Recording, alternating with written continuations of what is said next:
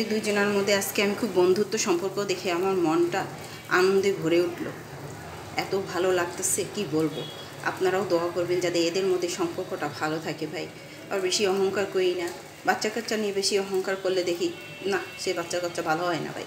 এদের সামনে সুনাম করতেছি, আল্লাহ জানে শুনছে কি না, শুনে আবার শুইনি, আবার দুজনের মধ্যে আবার কি সম্পর্ক হয় আল্লাহ জানে। যে মাঝে মাঝে টেরাই একটু তাকাইতেছে ভাই। সবাই দোয়া করবেন যাতে ওদের টেরানি ভাবটা যায়, ওদের মধ্যে একটা সুসম্পর্ক হয়, ওরা সুস্থভাবে আমার বাসায় মারামারি দাঙ্গাদাঙ্গি না কইরা ভালোভাবে যেন বাস করতে পারে। আমি যেন ওদেরকে একটু মানুষের মতো মানুষ করতে পারি ভাই। ওরা একসাথে থাকতে পারলে যে আমার কত ভালো লাগে। না হলে কী হয় জানেন, একজনকে বের করে দিতে হয়, আরেকজনকে রাখতে হয়, আরেকজনকে রাখতে হয়, আরেকজনকে বের করে দিতে হয়, তখন মনটা অনেক খারাপ লাগে না বলেন।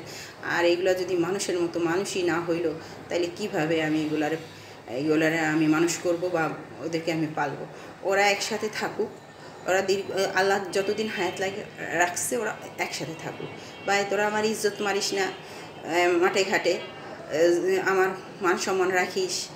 এই হলো বুড়া মানুষটার মান সম্মান রাখিস যাতে তোর মানে দেখেন। তারপর একটু টেরাই দেখে, ওই যে যারে দেখতে না রে তার চলন বেকার, একটু টেরাই দেখে, ওই যে দেখেন আস্তে আস্তে ঘুরে ঘুরে। আরে বাইরে ভাই আর সম্মান নষ্ট করিস না। এই ভিডিও চলতে আছে, এই ভিডিও চলতেছে, এটা আমার শেষ যা। একদম এক মন দুধের মধ্যে একটা চুনা মানে এক টুকরো তেঁতুল বা এক টুকরো লেবুর কোয়া ফালাইলে যেমন হয় সব শেষ। আমার সব শেষ, কি করবো আমি এখন।